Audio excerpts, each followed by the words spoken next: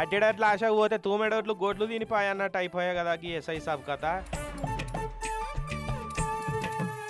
ఉన్నూరుకి ఏదైనా చేద్దామని ఉద్యోగం నుంచి వాలంటరీ రిటైర్మెంట్ తీసుకొని సర్పంచ్గా పోటీ చేస్తే ఊరి జనాలేమో మొండి సైజు ఊహించారు పాపం. సూర్యాపేట జిల్లా కోదాడ మండలం గుడిబండ కాడైంది ముచ్చట.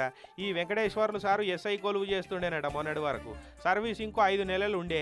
అయితే ఈ లోపట్నే సర్పంచ్ ఓట్లు వచ్చే వరకు ఊరికి ఏదైనా చేయాలంటే పెద్ద మనిషితనం ఉంటేనే అవుతుంది. ఇక ఇదే మోకా అనుకొని సర్పంచ్గా పోటీ చేసిండు.